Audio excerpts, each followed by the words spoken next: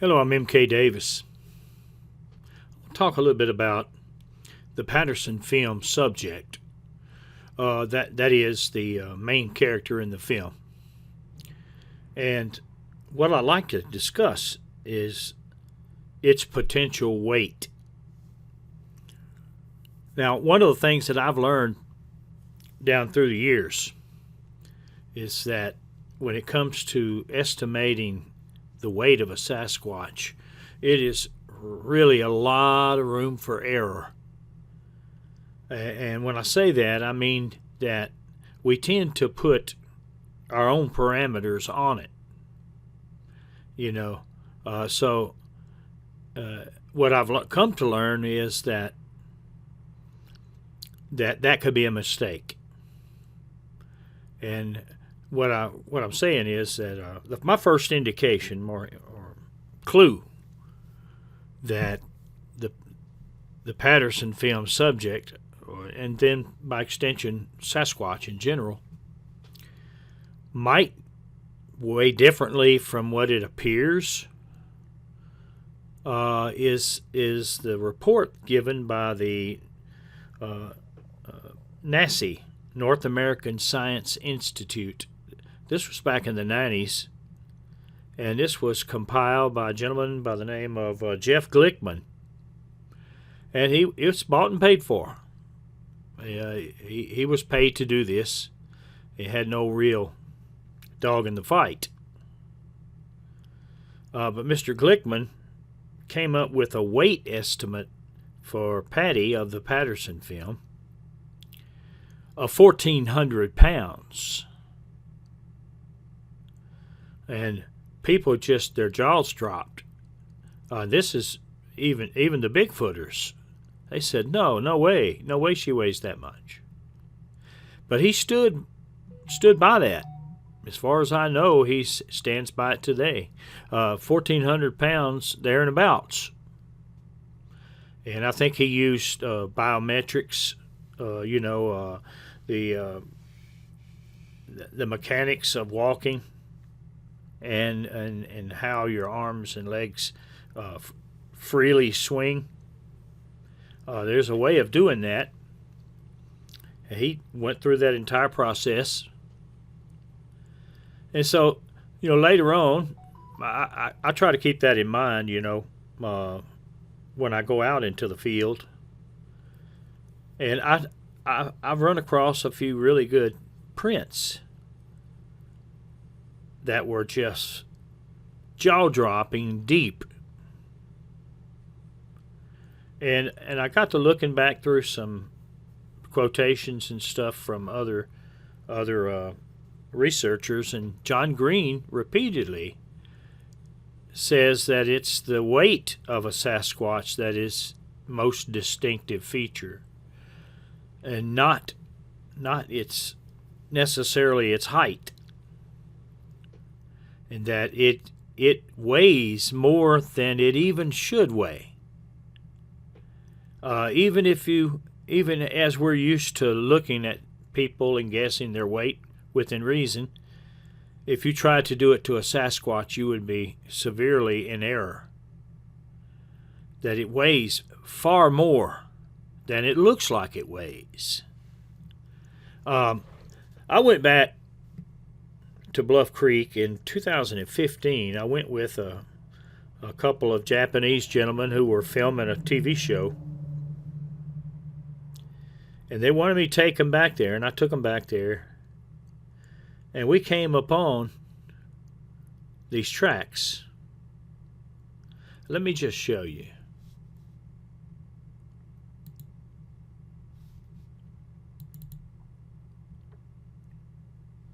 Let me see if I can find the right one here.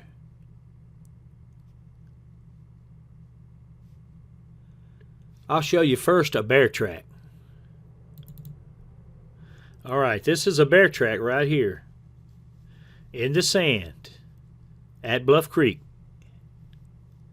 Now,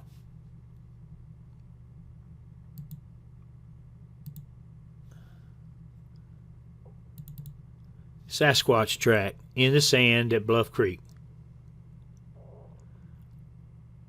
You see what I mean? And it has pushed all of this stuff forward. And it was a series, I guess it's probably 13, 14 tracks across this sandbar before it either stepped off onto a harder ground or something. We lost them. But they were really deep. I tried to make a track that deep, and I couldn't even put a dent in it.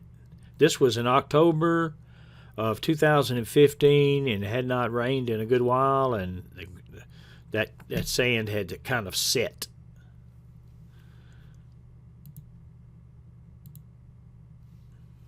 Let's see. Let's look at some of these. Now here you go. I took the sound out for some reason.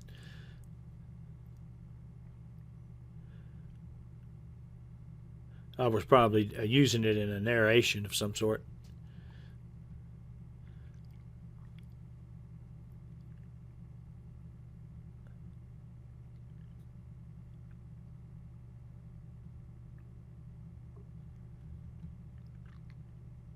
I think that this one's going to show some of the other tracks as soon as I pull back away from this one. You see this that stick up at the top is snapped in two when it came down.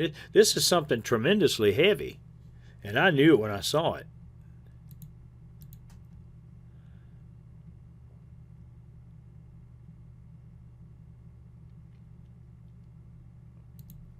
See, it just snapped that stick right there.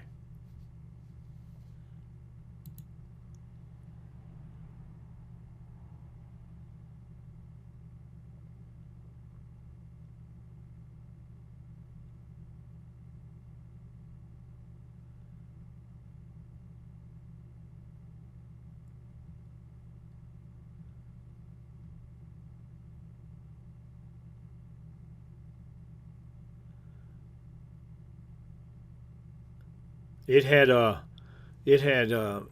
in the fall of the year, and the leaves were coming down pretty good. So even if you cleaned them out late, the next morning you'd have to clean them out again. You see how deep it is, how deep that print is right there.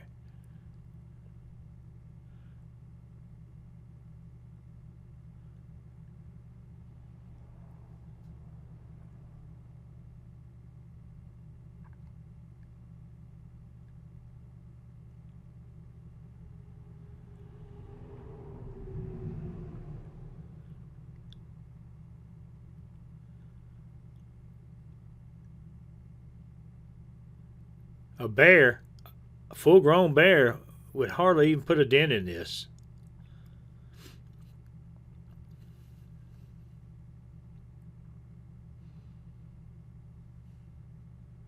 Okay. Let's do a foot stomp.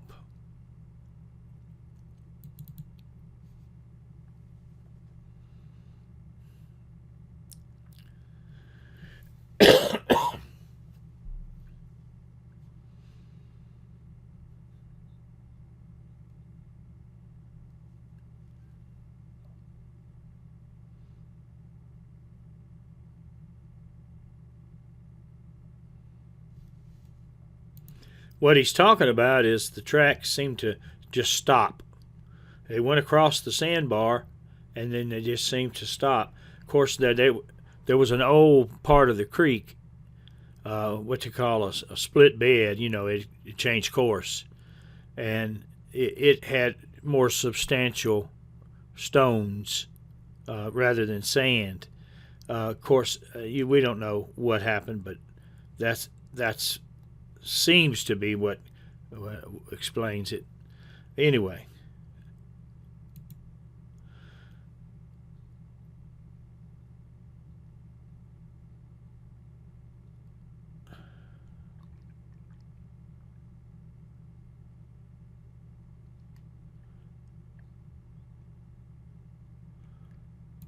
Yeah, these guys asked me that, they said, "Now, you're not setting this up, are you?" And I flew out there and I met them in Eureka. I come from Mississippi. I don't know what kind of opportunity they thought I would have for that, but they said they felt like they needed to ask because of how important it was. But anyways, I flew out there with them on the same plane and stayed at the same motel, and we rode out together. And the only person I could have gotten to do it for me would have been Don Monroe. He was up in Oregon attending Ray Crow's funeral. You can check on when Ray Crow of the Western Bigfoot Society passed away. It'll be the funeral was in October of 2015. No. I had to tell him, you're looking at the real deal. I told him, you have figuratively won the lottery. Here.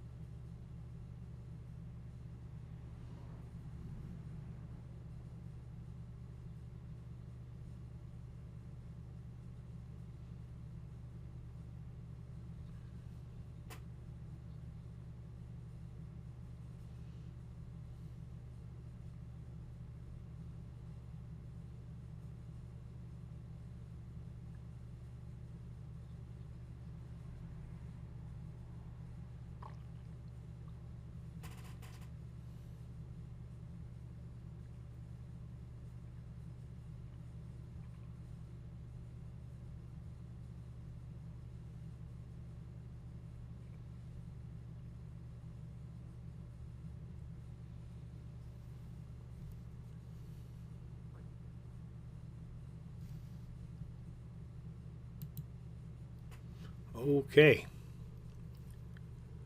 Let's try this one. Let's look at this one.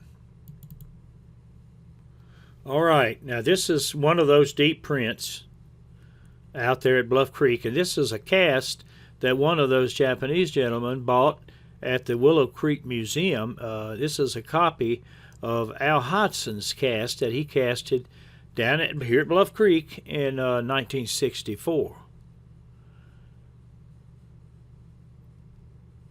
So you can see that this debris stops about right here. It was kind of a forward push. See how wide, deep? Snap this stick right here.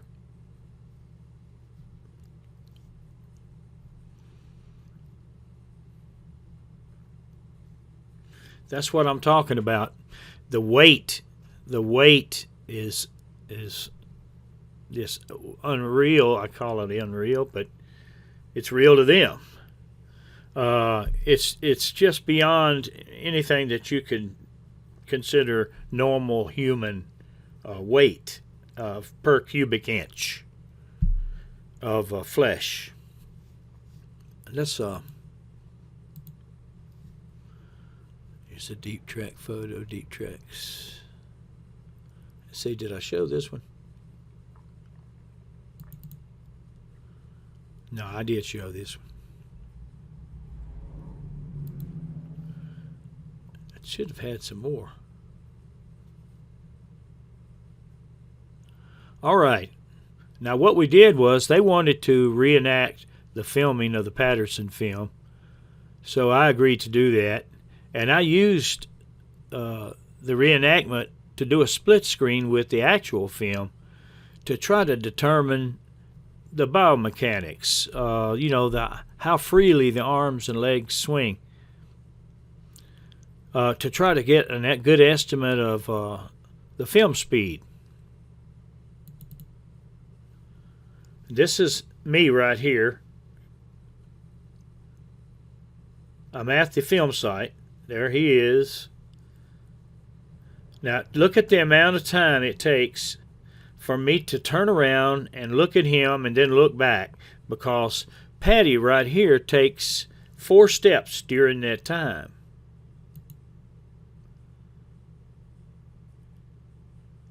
So watch her turn. Look.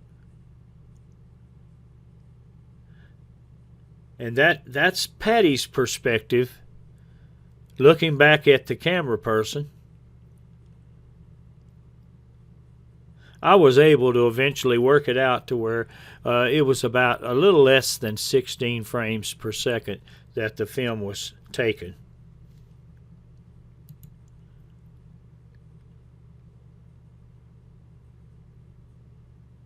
But what struck me was the biomechanics. Before you can get this arm right here to swinging freely, like she'll bring it forward and then gravity will take it back. By the time you get it to swinging freely, her mass has gone way the heck up. Just watch right here.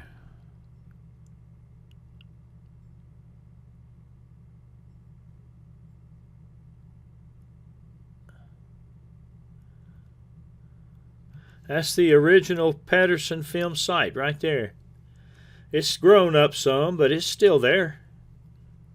Yeah, just like it always has been. It changes a little bit. The creek bed sometimes flow one way or another, but I promise you those mountains aren't moving.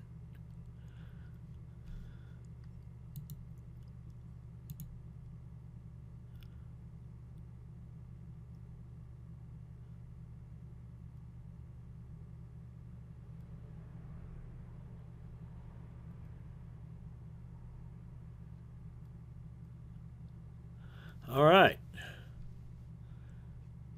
Now here's something else I want to mention while I'm on the subject of this trip.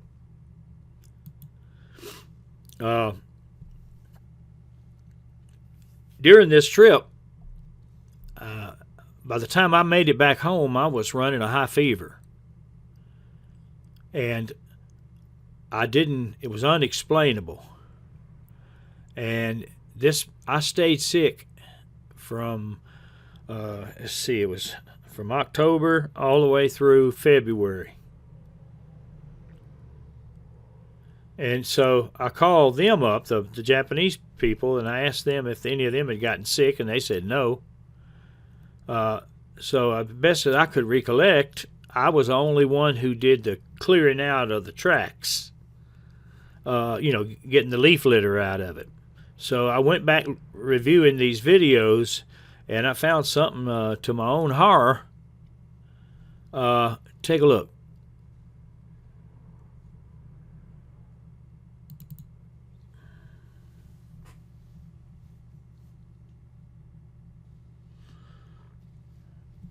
Take a look inside this big track right here.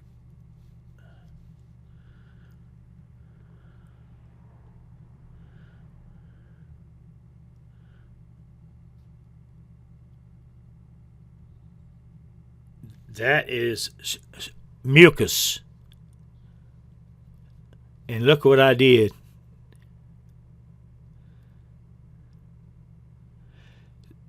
Don't ever do that.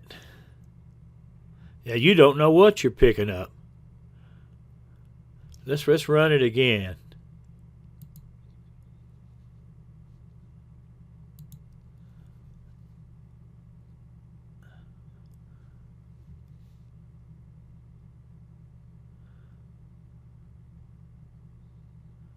There it is, right there.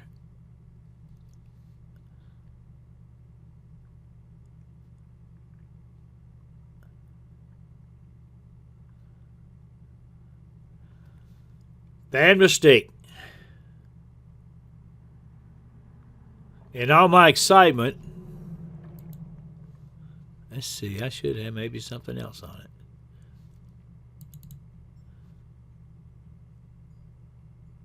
That's not it.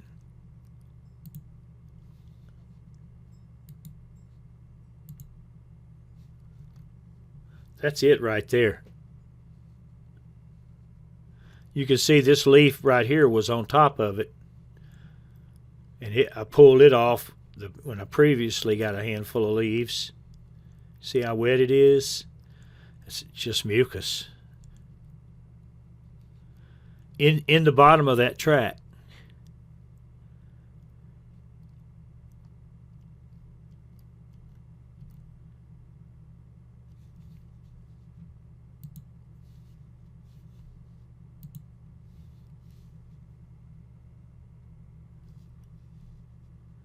Okay.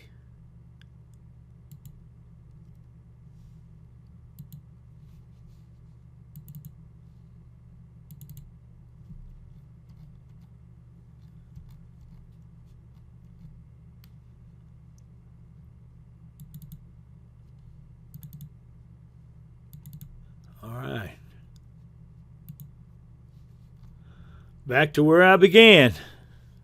And my conclusion is that I have to agree with Jeff Glickman that it's the weight that will throw you off. If it looks like it weighs 200 pounds, then it weighs 400.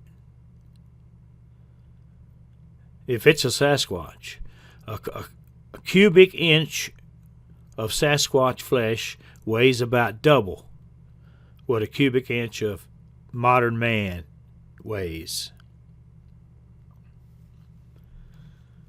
And it can be worked out mathematically from the film, as Mr. Glickman did. So, as shocking as it might have been to Bigfoot researchers, you got to hand it to Mr. Glickman, who did not allow himself to be influenced. And as far as what I got my hand on to, I don't know. I did show it to my doctor, and it seemed kind of funny until he actually saw me put my hand on that mucus. And then it didn't matter whether it was a Sasquatch or whether it was a bear or whether it was anybody's. You don't do that. The potential for transfer of the bacteria or whatever it is great. Because I spent the night out there by the fire and with the smoke coming in your eyes, and you rub your eyes and all of that stuff. So the lesson is learned the hard way for me.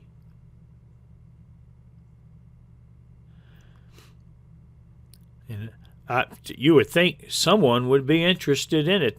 But there you go. You go back to researchers, and they seem to see the whole thing in a very shallow perspective. That had a lot of potential, at least initially, for determining some things. But it don't if you're not interested in it.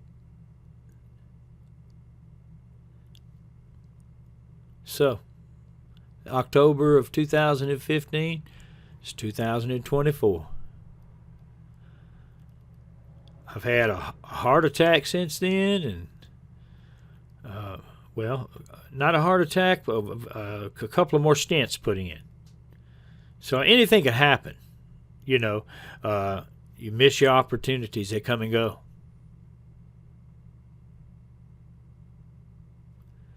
Anyways, I appreciate your time.